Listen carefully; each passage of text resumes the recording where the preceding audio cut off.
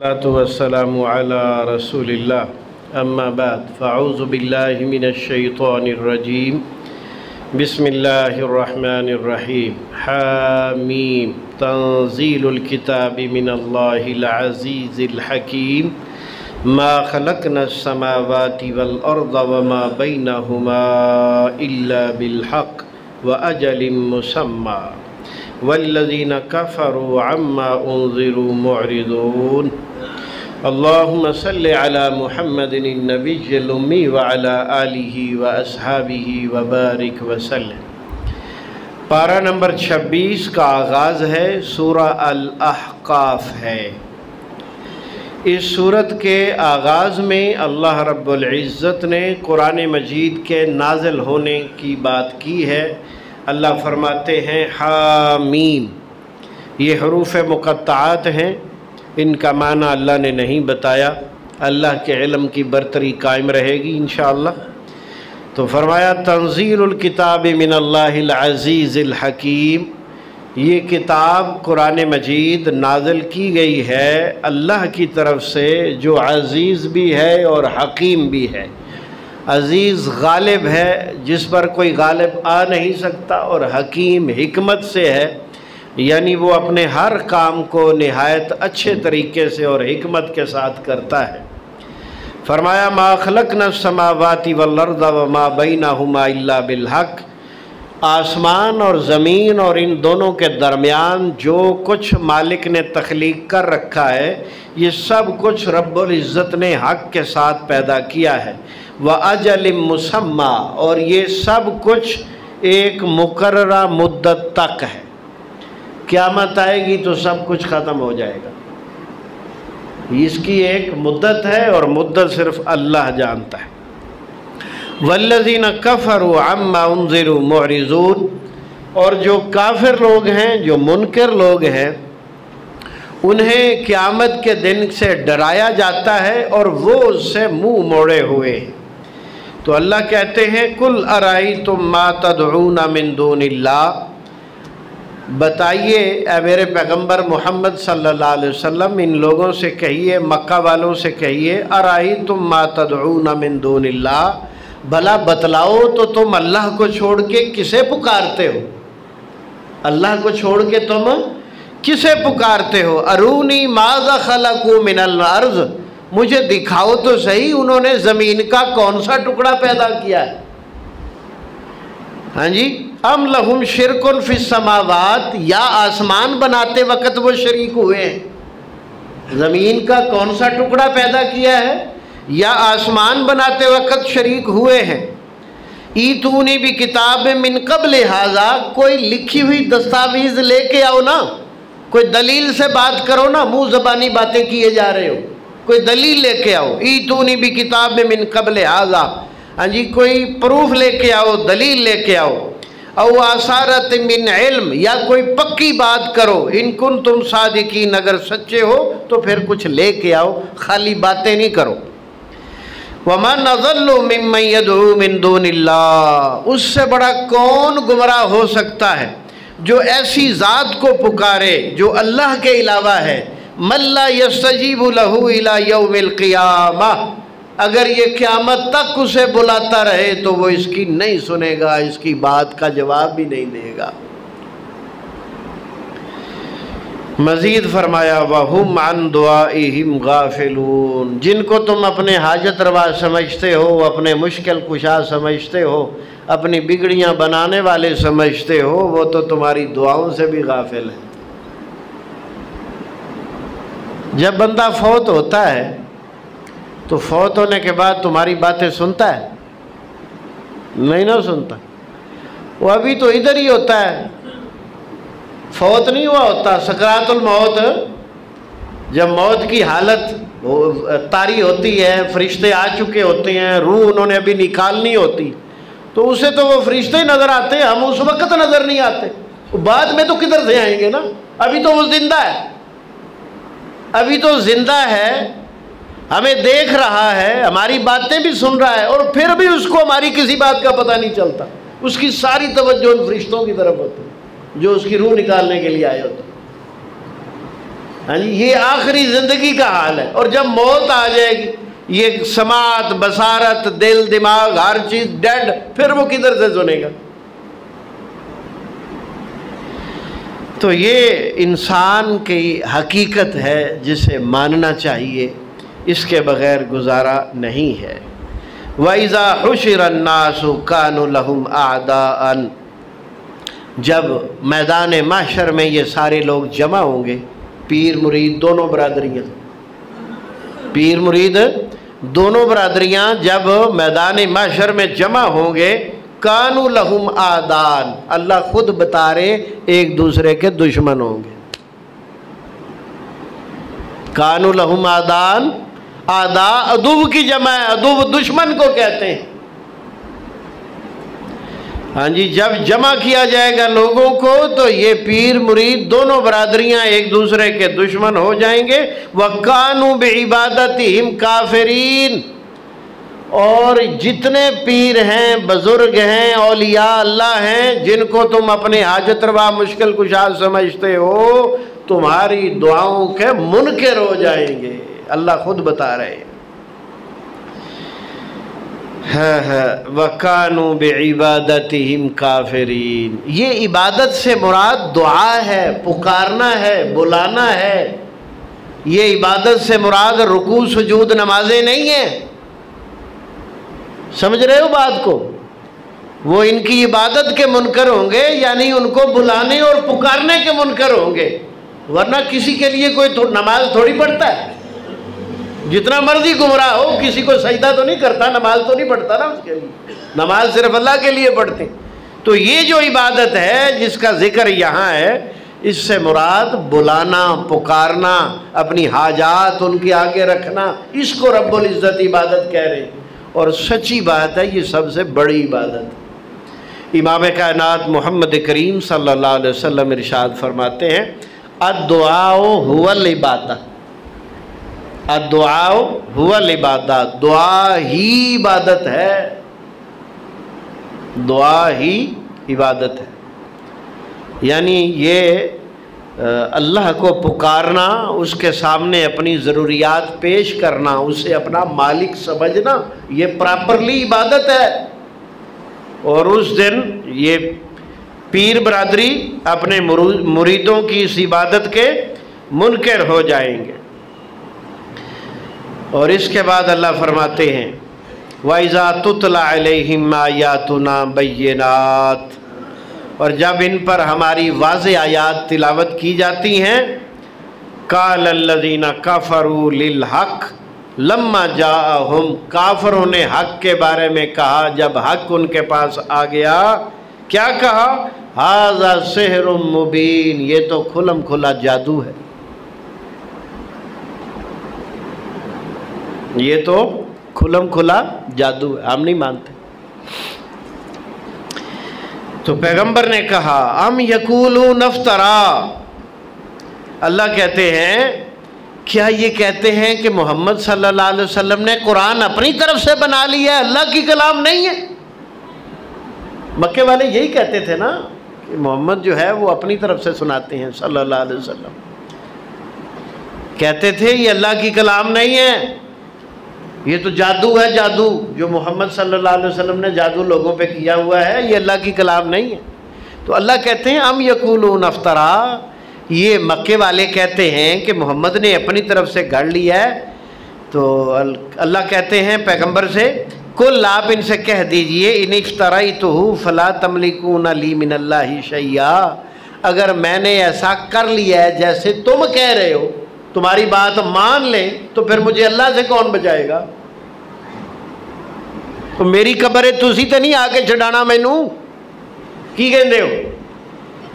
ان افتریتہ، اگر میں نے قرآن اپنی طرف سے بنا کے کہہ دیا ہے یہ اللہ نے نازل کیا ہے، تو پھر جب اللہ مجھے پکڑے گا تو پھر تم مجھے چھڑاؤ گے. یہ بہت بڑی قرآن کی صداقت پر دلیل ہے. ہوا اعلم بما تفیضون فی، اللہ جانتا ہے تم جو باتیں کر رہے ہو. ہاں جی. اس کے بعد اللہ کہتے ہیں کفا بہ شہیدم بینی و بینکم، ہاں جی، لوگوں سے کہہ دو اللہ گواہ کافی ہے میرے درمیان تمہارے درمیان، وہ جانتا ہے حق کیا ہے۔ اس کے بعد فرمایا وَهُوَ الْغَفُورُ الرَّحِيمُ، اللہ بڑا رحم کرنے والا اور بڑا معاف کرنے والا ہے۔ کوئی بات سمجھ آ جائے تو معافی مانگ لو، ضد کیوں کرتے ہو؟ یہ مکہ والی جتنی برادری کافر مری ہے نا، 70 سردار مرے ہیں نا بدر میں، اس کے بعد احد میں بھی مرے ہیں، ہاں جی حنین میں بھی مرے ہیں، تبوک میں بھی مرے ہیں۔ تو یہ جتنے کافر مرے ہیں اسلام جنہوں نے قبول نہیں کیا، ضد کرتے تھے نا، ضد کی وجہ سے مرے ہیں، نہیں مانتے تھے۔ تو اللہ کہتے ہیں ان سے کہو ما کنت بدعا من الرسول، میں کو نواں رسول آیا۔ کیا کمال الفاظ ہے، ما کنت بدعا من الرسول، میں کو نواں رسول آیا، کو پہلا رسول آیا، بلکہ میں تے آخری ہے، میرے تو پہلے جی اتنی لمبی لسٹ ہے نبیاں دی۔ وما ادری ما یفعل بی ولا بکم، مجھے نہیں معلوم میرا کیا انجام ہوگا اور تمہارا کیا انجام ہوگا، مجھے نہیں معلوم، میں عالم الغیب نہیں ہوں۔ پیغمبر بول بول کے کہہ رہا ہے، قرآن گواہیاں دے رہا ہے، امت ساری کہتی ہے نبی عالم الغیب۔ قرآن کہتا ہے کہ میرے نبی عالم الغیب نہیں ہے، عالم الغیب صرف اللہ ہے۔ امت کیا کہتی ہے؟ نبی عالم الغیب۔ یعنی ساڑھے عقیدے قرآن دے خلاف، تو پھر نجات کتوں ملنی؟ ممکن ہی کوئی نہیں۔ عقیدہ وہ پہلی سیڑھی ہے جنت کے لیے۔ عقیدہ درست ہے تو جنت میں داخلہ ہے، عقیدہ نہیں تو نماز بھی قبول نہیں، روزہ بھی قبول نہیں، حج بھی قبول نہیں، زکوٰۃ بھی قبول نہیں، صدقات بھی قبول نہیں، جہاد بھی قبول نہیں، جان قربان کر ڈالی وہ بھی قبول نہیں۔ عقیدہ خالص قرآن و سنت والا چاہیے، ایمان چاہیے، حقیقی ایمان چاہیے، عقیدہ توحید چاہیے، عقیدہ رسالت چاہیے، عقیدہ آخرت چاہیے۔ یہ چیزیں ہیں تو روزہ نماز حج زکوٰۃ قبول ہوں گی۔ اللہ پر ایمان نہیں، رسول پر ایمان نہیں، قرآن پر ایمان نہیں، آخرت پر ایمان نہیں، فرشتوں پر، کتابوں پر ایمان نہیں، تو پھر کچھ بھی نہیں، کوئی نیکی کسی کام کی نہیں۔ قدمنا الی ما عملوا من عمل فجعلناہ ہباء منثورا، ہم اس کے اعمال کی طرف آگے بڑھیں گے، جلا کر راکھ کر کے دھول بنا کے اڑا دیں گے۔ اچھا جی، اس کے بعد جناب اللہ کہتے ہیں ان سے کہو ان اتبع الا ما یوحی الی، او لوگو میں تو رب کے حکم کا پابند ہوں، وہ جو کہتا ہے میں کرتا ہوں، وہ جو بتاتا ہے تمہیں بتاتا ہوں، میں تو صرف رب کے حکم کا پابند ہوں، میں اپنی طرف سے تو کوئی بات کرتا ہی نہیں۔ میں تمہارے اندر پہلے 40 سال اپنی زندگی نہیں گزاری، کبھی تمہیں کچھ کہا ہے؟ جب پہلے نہیں کہا تو اب کیوں کہوں گا؟ بھائی میرے ذمے اللہ نے حکم لگایا ہے، مجھے میری ذمہ داری لگائی ہے، ہاں جی میرے ذمے ہے کہ میں تمہاری رہنمائی کروں، اب میں اللہ کے حکم سے کرتا ہوں، اپنی مرضی تو کرتا نہیں۔ ما انا الا نذیر مبین، میں تو کھلم کھلا ڈرانے آیا ہوں، قیامت آئے گی، جہنم بھی ہے، مرنے کے بعد زندہ ہونا بھی ہے، حساب کتاب بھی ہوگا، اعمال بھی تولے جائیں گے، سب کچھ بتا رہا ہوں، ماننا ہے مانو، نہیں ماننا نہ مانو۔ بہت بڑی باتیں ہیں جی، رب العزت نے بڑی کھول کھول کے بیان کی ہیں۔ ہاں جی اس کے بعد جی ہم آپ کو سناتے ہیں آیت نمبر 20۔ آیت نمبر 20 میں اللہ سبحانہ و تعالی ذکر فرماتے ہیں یوم یعرض الذین کفروا، یوم یعرض الذین کفروا، اور جس دن پیش کیے جائیں گے کافر علی النار، آگ پر، کافروں کو آگ کے سامنے پیش کیا جائے گا، تو اللہ کہیں گے اذھبتم طیباتکم فی الحیات الدنیا، تم اپنی نیکیوں کا بدلہ دنیا میں جو ہے نا استعمال کر آئے ہو، تم اپنی، یہ کافر برادری بھی خیر کے کام کرتے ہیں نا، کافر برادری خیر کے کام کرتے ہیں، تو اللہ کہتے ہیں تمہاری نیکیوں کا صلہ میں نے تمہیں دنیا میں دے دیا، تمہاری کوئی نیکی میرے ذمہ نہیں ہے جس کا میں تمہیں اجر دوں. ہاں جی. وَاسْتَمْتَعْتُمْ بِهَا، نیکیوں کے اجر اور بدلے سے تم دنیا میں فائدہ اٹھا چکے. فَالْيَوْمَ تُجْزَوْنَ عَذَابَ الْهُونِ، آج تمہیں رسوا کر کے رکھ دیں گے، ایسا عذاب دیں گے. بِمَا كُنْتُمْ تَسْتَكْبِرُونَ، یہ عذاب تمہارے تکبر کی وجہ سے ہے. فِي الْأَرْضِ بِغَيْرِ الْحَقِّ، وہ تکبر جو تم زمین میں کرتے رہے بغیر کسی وجہ کے. وَبِمَا كُنْتُمْ تَفْسُقُونَ، اور اس وجہ سے کہ تم گناہ کے کام کرتے تھے. یہ آیت بہت بڑی تنبیہ ہے، کافروں کے لیے تو ہے ہی ہے، یہ ہمارے لیے بھی بڑی تنبیہ ہے کہ کہیں ایسا تو نہیں ہم اپنی نیکیوں کا بدلہ تازہ تازہ وصول کیے جا رہے ہیں. تو اللہ سے دعا کیا کریں، مالک ہماری نیکیوں کو قبول فرما، صدقہ جاریہ بنا، ان کو محفوظ فرما قیامت کے دن کے لیے. سمجھ آئی؟ مجھے یاد آیا سیدنا ابو ہریرہ رضی اللہ تعالی عنہ کے سامنے افطاری کے وقت جو ہے بھنی ہوئی بکری کا گوشت ان کے سامنے رکھا گیا. ہاں جی. تو وہ بکری کا گوشت دیکھ کر افطاری سے پہلے رونے لگ گئے، پریشان ہو گئے کہیں ایسا نہ ہو کہ ہماری نیکیوں کا بدلہ ان نعمتوں کی شکل میں ہمیں مل رہا ہے اور اللہ قیامت کے دن کہہ دیں تسی عیش کر لی جاؤ. تو وہ اتنے روئے کہ افطاری میں پھر انہوں نے وہ گوشت چکھا بھی نہیں.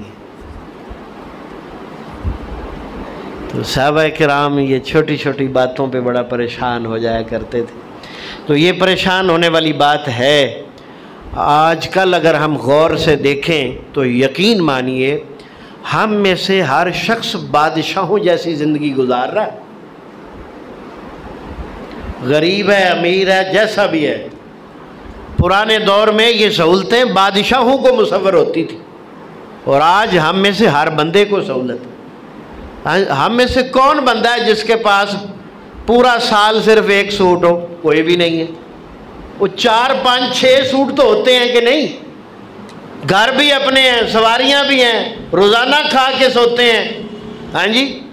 ہم میں سے کسی کو فاقے نہیں آ رہے،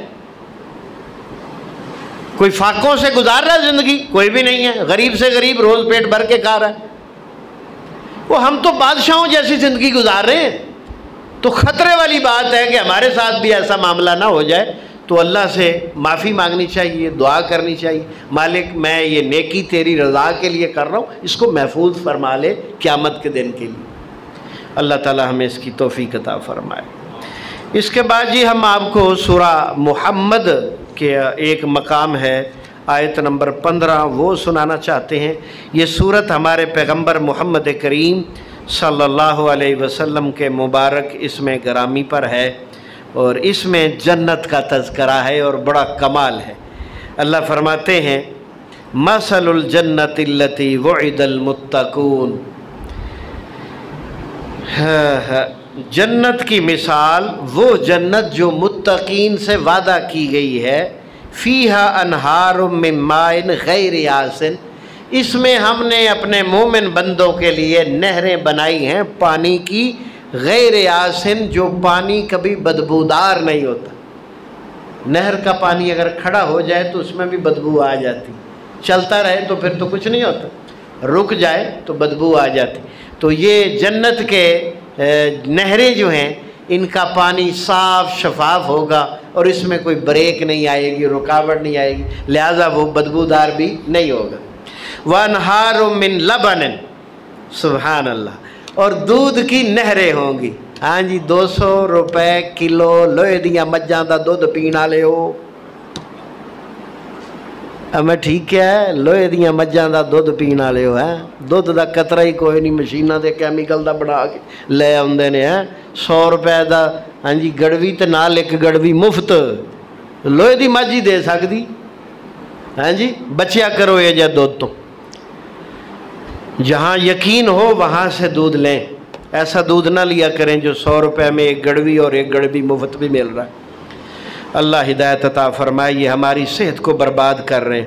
تو 200 روپے کلو بھی خالص یقین سے نہیں ملتا، 200 روپے کلو بھی خالص یقین سے لاہور میں دودھ نہیں ملتا، یہاں لوہے کی بھینسوں کا زیادہ ملتا ہے۔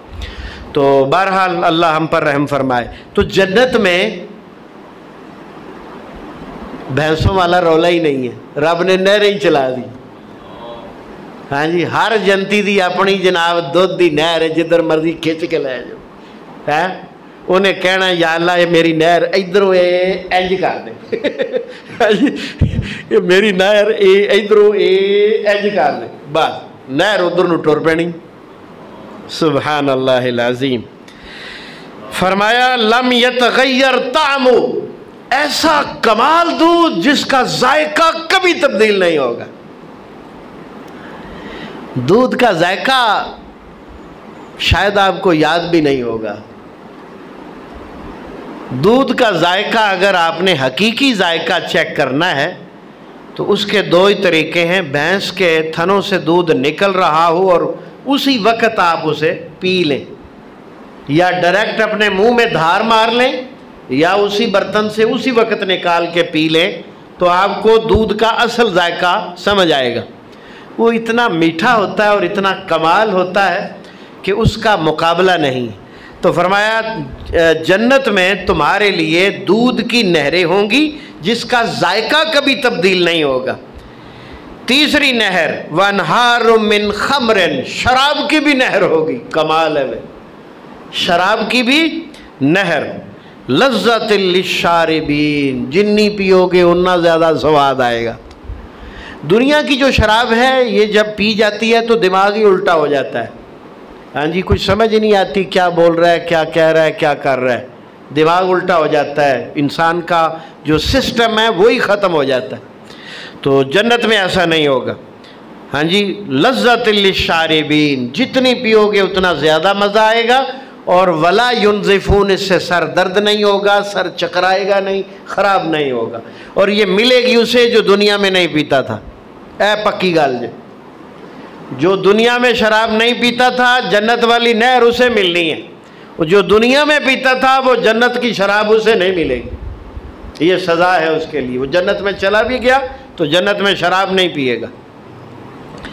وَانْهَارٌ مِّنْ عَسَلٍ، چوتھی نہر شہد کی نہر، ہاں جی، 1000 روپے کلو بھی خالص نہیں لبدا ہے، اس طرح کے نہیں، 1000 روپے کلو بھی خالص نہیں ملتا۔ مالک کی مہربانی دیکھیں، شہد کی نہر ہی چلا دی ہے، جتنے مرضی لے جاؤ۔ عسل مصفا، من عسل مصفا، صاف شفاف شیشے ورگا شہد، کیا بات۔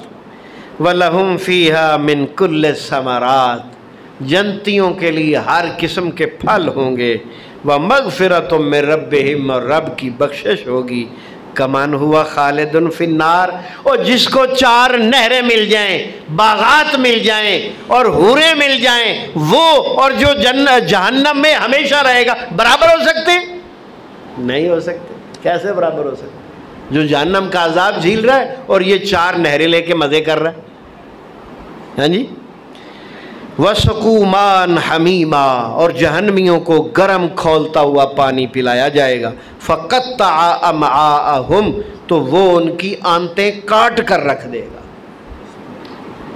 نبی علیہ السلام ارشاد فرماتے ہیں جہنمیوں کو پیاس بڑی لگے گی اور ان کو پانی نہیں پلایا جائے گا، ان کو 2 قسم کی چیزیں پلائی جائیں گی، ٹھنڈا پانی نہیں ہے، لا باردن ولا کریم، نہ ٹھنڈا نہ میٹھا، دونوں نہیں ہیں۔ ان کو پانی ملے گا گرم، کا غلی الحمیم، ابلتا ہوا پانی، گرم ابلتا ہوا پانی، اللہ معاف فرمائے، اللہ ہمیں محفوظ فرمائے۔ دوسرا انہیں ملے گی جہنمیوں کے زخموں سے نکلی ہوئی پیپ گرم کر کے، ایک تو ہے پیپ گندا خون اور اوپر سے گرم، تو وہ نبی علیہ السلام فرماتے ہیں کہ جب وہ فرشتے اسے برتن میں ڈال کے لائیں گے اس پیاسے جہنمی کو پلانے کے لیے، تو وہ برتن بھی گرم ہوگا اور پیپ بھی گرم ہوگی. وہ اتنے گرم ہوں گے کہ جب وہ اس کو چہرے کے سامنے لائیں گے تو اس کی ہیٹ سے، اس کی گرمی سے چہرے کا فرنٹ کا سارا گوشت اس کی ہیٹ سے گر کر اسی پیپ میں گر جائے گا. اتنی سخت مطلب اس کی ہیٹ ہوگی. اب ایک شخص مطلب وہ اتنا پیاسا ہے کہ اس کے چہرے کا گوشت ہی اتر گیا ہے اور اس سے کی پیاس کی شدت اس سے بھی زیادہ ہے، وہ پھر بھی وہ پیے گا، پھر بھی وہ اسے پیے گا. اور جیسے ہی پیے گا یسحر ما فی الجلود، پھر پیٹ کے اندر جتنی آنتے شانتے ہیں وہ نیچے والے راستے سے باہر نکل جائیں گے. اس کے بعد دوبارہ اللہ سے دے دیں گے، پھر چل سو چل، یہی معاملہ چلتا رہے گا. وَمِنْهُمْ مَنْ يَسْتَمِعُ إِلَيْكَ. اچھا جی، اس کے بعد جو ہے رب العزت نے کچھ اور ڈھیر ساری باتیں کی ہیں، اور کرنے کے بعد رب العزت نے آگے جا کر ذکر کیا ہے کہ ان کا کھانا طعام الاسیم، گناہ گاروں کا کھانا شجرۃ الزقوم، تھوہر کا درخت ہے. یہ بڑے گھروں والے ماشاءاللہ تھوہر کا درخت بڑے شوق سے اپنے جو ہے نا کوٹھیوں میں لگاتے ہیں. بڑی کوٹھیوں والے، بڑے گھروں والے، 1 کنال 2 کنال کے گھر جو ہوتے ہیں نا، ان گھروں میں ہاں جی غالباً کیکٹس اس کا نام ہے انگریزی میں، اور عربی میں جو ہے وہ اسے زقوم کہتے ہیں اور اردو میں تھوہر کہتے ہیں. یہ بڑا کڑوا ہے، اس کو پھل بھی لگتا ہے، اس کو پھل بھی لگتا ہے اور پھل میٹھا بھی ہوتا ہے. کمال تو اللہ دی یہ ہے نا، ہاں جی گلابی سے کلر کا اس کا نا گول گول سا پھول ٹائپ پھل ہوتا ہے اور وہ میٹھا بھی ہوتا ہے. تو یعنی یہ اتنا کڑوا ہوتا ہے. نبی علیہ الصلوۃ والسلام ارشاد فرماتے ہیں کہ اگر یہ جہنم کے تھوہر والے اس پودے کا زہر کا ایک قطرہ دنیا میں صرف پھینک دیا جائے، کسی کو کھلایا نہیں جائے، صرف پھینک دیا جائے، دنیا کی ساری معیشت کڑوی ہو جائے گی. اتنا کڑوا ہے، یہ نبی علیہ السلام نے بتایا. تو یہ پیٹ بھر کر کھائیں گے جہنمی، اور اس سے ان کی بھوک نہیں اترے گی، اس سے ان کی بھوک نہیں اترے گی. اللہ معاف فرمائے، اللہ محفوظ فرمائے. رمضان المبارک رب العزت نے اپنے بندوں کو بخشنے کے لیے رکھا ہے. آپ نے ایک جملہ سنا ہوگا، اللہ تعالیٰ اپنے بندوں کو معاف کرنے کے بہانے ڈھونڈتا ہے. یہ بڑا غلط جملہ ہے، بہت غیر مناسب ہے، گستاخی ہے اللہ تعالیٰ کی. بہانے کون ڈھونڈتا ہے؟ جو مجبور ہو، لاچار ہو، جس کے پاس اختیارات نہیں ہیں، طاقت نہیں ہے، غلبہ نہیں ہے، اقتدار نہیں ہے. وہ بہانے بنائے گا، جھوٹ بولے گا، غلط کام کرے گا، دھوکہ دے گا. اللہ کو کیا ضرورت پڑی ہے بہانے بنانے کی؟ وہ تو علی کل شیء قدیر ہے، جو چاہتا ہے کرتا ہے. تو اللہ کبھی بھی بہانے نہیں بناتا. اللہ کیا کرتا ہے؟ اسباب پیدا کرتا ہے، مہربانی کرتا ہے، شفقت کرتا ہے، اسباب پیدا کرتا ہے، ذرائع دیتا ہے، بخشش کے ذرائع پیدا کرتا ہے، مہربانی کرتا ہے، شفقت کرتا ہے. وہ موقع دیتا ہے کہ میرے بندے بخشش مانگ لے. اس کو بہانے تراشنے کی ضرورت نہیں ہے. یہ غلط جملہ ہے. اچھا جی، اس کے بعد جی آپ کو 2 باتیں میں نے سنانی ہیں. ایک تو جو ہے وہ میں نے سنانی ہے سورہ الفتح. یہ 26ویں پارے کی بڑی کمال صورت ہے، جس میں مکہ المکرمہ کے فتح ہونے کی خوشخبری دی گئی ہے. اِنَّا فَتَحْنَا لَكَ فَتْحًا مُبِينًا، ہم آپ کے لیے فتح مبین لا رہے ہیں. ہاں جی، تو یہ اس میں رب العزت نے ذکر فرمایا ہے، مکہ کی فتح کا جو ہے ذکر کیا ہے. تو یہ مسلمانوں کے لیے بہت بڑی خوشخبری تھی. اور اس سورہ الفتح میں یہ نازل ہوئی ہے اس موقع پر جب آپ صلی اللہ علیہ وسلم عمرہ کے لیے مکہ تشریف لے جا رہے تھے، اور حدیبیہ کے مقام پر مکہ والوں نے روک لیا تھا۔ آپ نے سیدنا عثمان کو بھیجا تھا کہ جاؤ ان سے بات چیت کر کے آؤ، تو انہوں نے ان کو چھپا لیا اور مشہور کر دیا ہم نے شہید کر دیا ہے۔ تو نبی علیہ السلام نے پھر اس موقع پر 1400 صحابہ تھے آپ کے ساتھ عمرہ کی نیت سے جو آئے تھے، یہ بغیر اسلحہ کے تھے، لڑنے کے لیے نہیں آئے تھے، عمرہ کے لیے جا رہے تھے، احرام کی حالت میں تھے۔ تو آپ نے سب سے وہ ایک درخت کے نیچے بیعت لی تھی، تو اس کو بیعت رضوان کہتے ہیں۔ ہاں جی، موت پر بیعت لی تھی، مر جائیں گے، لڑیں گے، واپس نہیں جائیں گے، حضرت عثمان کا بدلہ لیں۔ تو اللہ نے اس صورت میں اس کا ذکر کیا، ان الذین یبایعونک انما یبایعون اللہ، جو آپ کی بیعت کر رہے ہیں وہ اللہ کی بیعت کر رہے ہیں۔ ید اللہ فوق ایدیہم، اللہ کا ہاتھ سب سے اوپر ہے۔ ہاں جی، تو یہ رب العزت نے اس میں ذکر کیا ہے۔ اس کے بعد یہ آخری بات جو میں آپ کو سنانا چاہتا ہوں وہ سورہ الحجرات کے حوالے سے۔ اس میں دو باتیں جو ہیں وہ قابل ذکر ہیں جو زیادہ اہم ہیں۔ سب سے پہلی بات سورت کے آغاز میں ہے، جس میں اللہ رب العزت نے مومنوں کو خطاب کیا ہے، یا ایھا الذین آمنوا لا تقدموا بین یدی اللہ ورسولہ، اے ایمان والو مت آگے بڑھو اللہ اور اس کے رسول سے۔ تو یہ آگے بڑھنے سے مراد جو انہوں نے حکم دیا ہے اس پر اتنا عمل کرو، اپنی عقل نہ لڑاؤ، اپنی مرضی سے دین میں اضافہ نہ کرو، یہ مطلب ہے۔ یعنی جتنا حکم دیا گیا اتنا عمل کر لو۔ تو دین کے تمام معاملات میں اللہ اور اس کے رسول کا یہی طریقہ ہے کہ جو آپ کو حکم دیا ہے آپ کو جو سمجھ آئے عمل کر لو، اور اگر آپ سوال پہ سوال، سوال پہ سوال، سوال پہ سوال، جتنے سوال کرتے جاؤ گے اتنے پھنستے جاؤ گے، معاملات ٹائٹ ہوتے جائیں گے، عمل مشکل ہوتا جائے گا۔ اور جب ایک جنرل حکم ملا ہے، آپ کو جو سمجھ آئی آپ نے عمل کر لیا، آپ کو ثواب پورا ملے گا۔ یہی اللہ تعالیٰ کی رہنمائی ہے، یہی اس کے رسول کا طریقہ ہے۔ تو فرمایا واتقوا اللہ، اللہ سے ڈرتے ہوئے زندگی گزارو، ان اللہ سمیع علیم، اللہ خوب سننے والا بھی ہے اور خوب جاننے والا بھی ہے۔ اچھا جی، اس کے بعد جناب میں آپ کو اس صورت میں سے سنانا چاہتا ہوں کہ یا ایھا الذین آمنوا ان جاءکم فاسق بنبأ فتبینوا، اگر کوئی گناہ گار آدمی یا کوئی فاسق آدمی آپ کے پاس ایسی خبر لے آیا جو حقیقت پر مبنی نہیں، تو اس کی تحقیق کر لو۔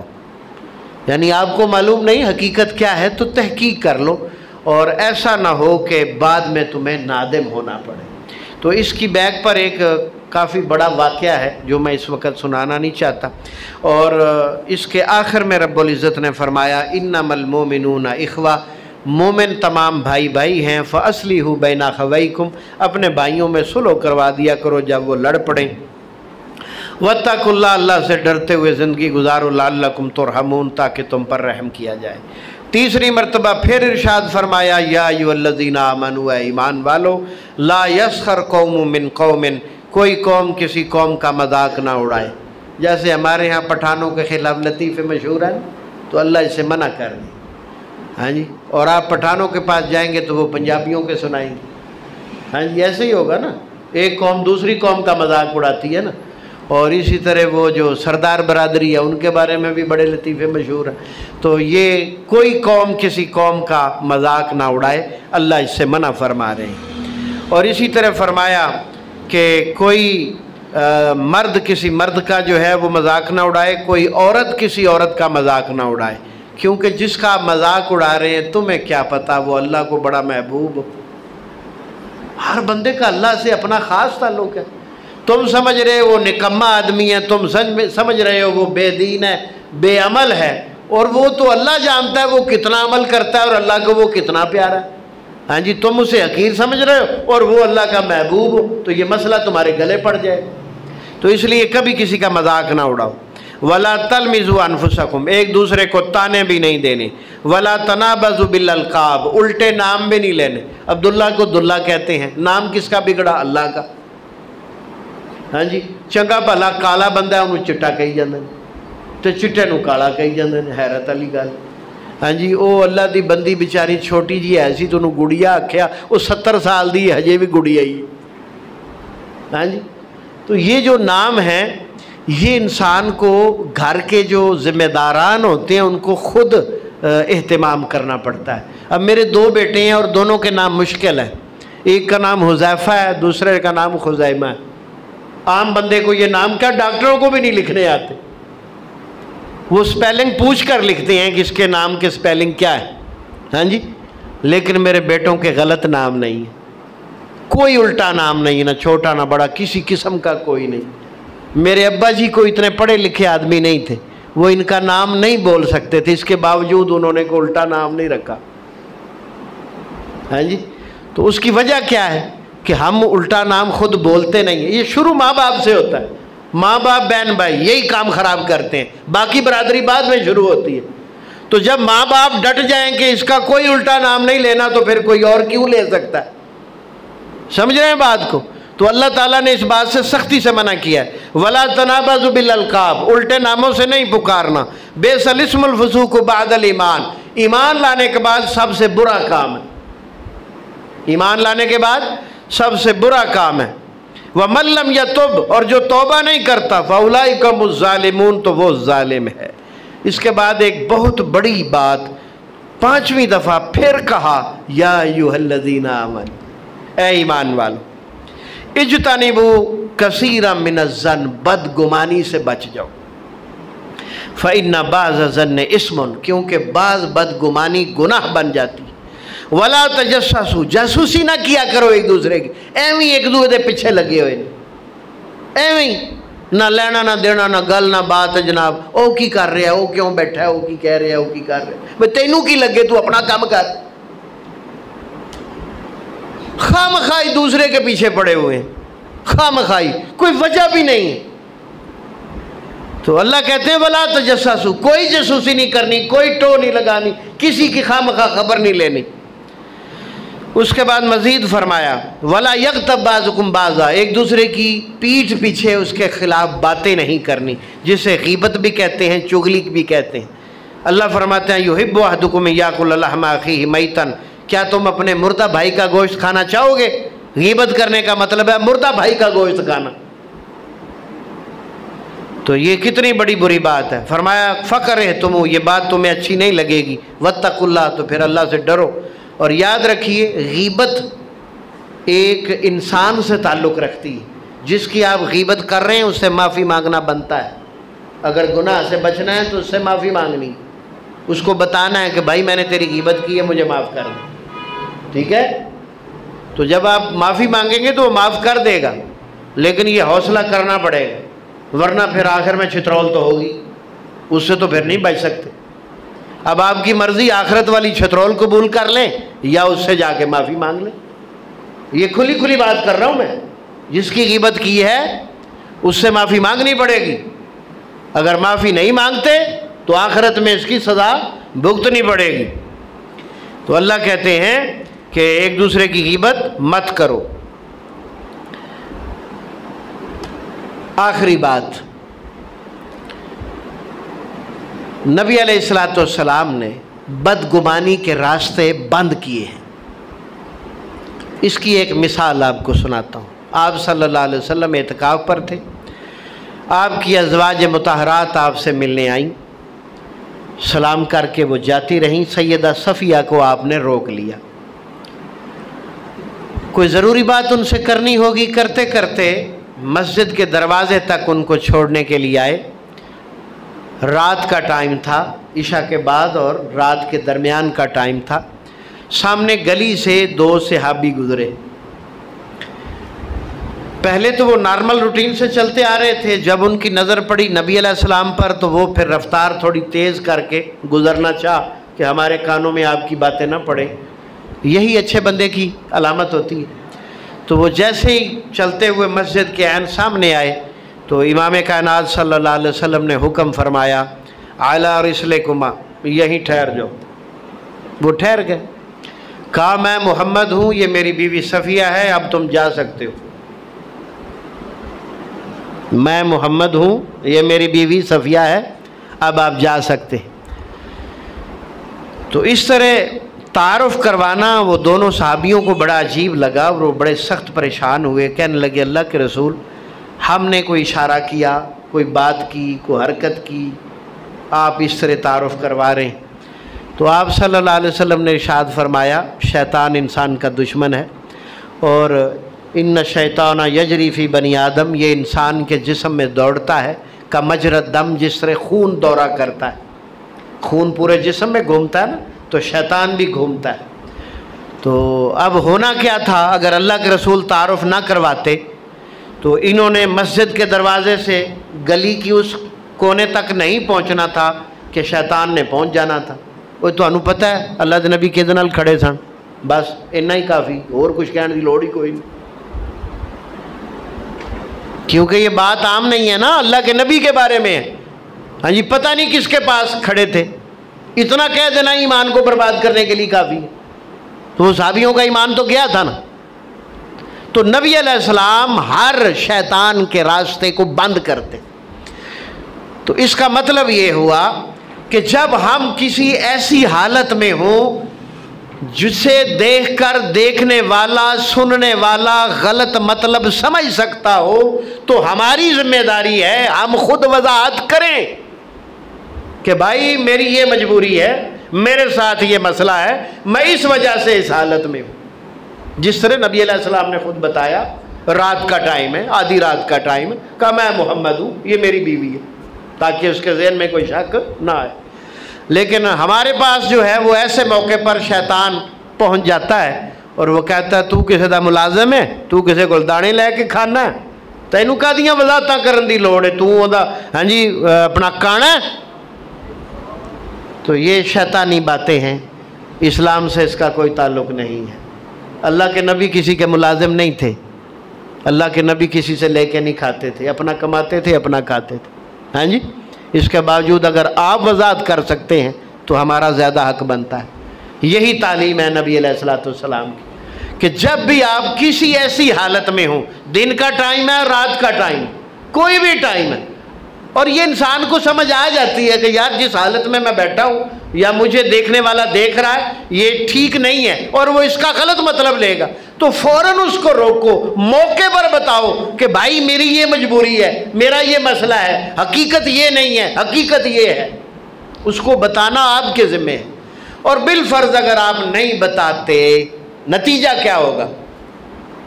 نتیجہ یہ ہوگا کہ دیکھنے والا کہے گا تم غلط آدمی ہو، اس کے دماغ میں کیا بات بیٹھے گی؟ تم ایک غلط آدمی ہو، گناہ گار ہو، فاسق ہو، فاجر ہو، بے دین ہو، بد عمل ہو، بد کردار ہو، پتہ نہیں کیا کیا سوچے گا وہ۔ ٹھیک ہے، اس کا دماغ ہم نے خود خراب کیا کیونکہ ہم نے وضاحت نہیں کی۔ اچھا زندگی ہے، زندگی میں کوئی پھر موقع مل گیا ایسا، اس نے پھر دیکھ لیا، اچھا تو اجے بھی باز نہیں آیا، وہ پچھلی بھی جمع ہو جائے گی نا، وہ پچھلی جمع ہو جائے گی۔ تو اب دو موقع ہو گئے، اگر زندگی میں کوئی تیسرا موقع بھی آ گیا تو پھر حضرت صاحب مہر لگا دیں گے، اے تے بندہ ہی منکر ہے، اے بندہ ہی بد عمل تے بے دین تے بد کردار ہے۔ اور ان دونوں تینوں واقعات میں حقیقت اس کے سامنے نہیں ہے، اس نے جو دیکھا وہ حق نہیں ہے، اس نے جو سنا وہ سچ نہیں ہے، حق سچ کچھ اور ہے۔ وہ متعلقہ بندہ بتائے گا تو بات کھلے گی نا۔ تو بندے کیا کہہ رہے، اوہ اللہ دی قسم میں اپنی اکھاں نال ویکھیا، او بھائی جو تو نے دیکھا وہ حق نہیں ہے، حق وہ بتائے گا جس کے متعلقہ بات ہے۔ میں اللہ دی قسم اپنے کنا نال سنیا، او بھائی جو تم نے سنا وہ بات نہیں ہے، جو بات کر رہا ہے اس کو پتہ ہے کہ تم نے جو بات سنی ہے وہ بات ہی آتی ہے، پوری بات نہیں ہے، اس سے پہلے وہ ضروری بات کر چکا ہے جو اصل بات ہے، تم نے جو سنا وہ آدھی بات ہے، اور تم اس کو کہہ رہے ہو جی میں نے کانوں سے سنا، میں نے جھوٹ سنا، میں نے یہ کیا، میں نے وہ کیا۔ تو یہ جو ہے نا یہ باتیں شیطانی باتیں ہیں۔ تو نبی علیہ السلام نے بھی اور اللہ رب العزت نے بھی بدگمانی سے بچنے کا کہا ہے۔ نبی علیہ السلام ارشاد فرماتے ہیں اگر تم کسی مسلم کو کسی غیر مناسب حالت میں دیکھو تو اسے معذور جانو، اسے معذور جانو، تم اپنے ذہن میں اس کا کوئی عذر بہانہ تلاش کرو، اس کے عیب کو چھپاؤ، اس کو بدنام نہ کرو، اس کے عیب کو چھپاؤ۔ اگر تم اس کے عیب کو چھپاؤ گے تو اللہ تعالیٰ قیامت کے دن تمہارے عیبوں پر پردہ ڈال دے گا۔ کتنی بڑی بات۔ تو یہ ہے نبی علیہ الصلوۃ والسلام کا مبارک اسوہ۔ اللہ تعالیٰ سمجھنے کے بعد عمل کی توفیق عطا فرمائے۔ استغفر اللہ لی ولکم ولسائر المومنین۔ جزاکم اللہ خیر، بارک اللہ فیکم۔ آج تو دعا نہ کرا دی۔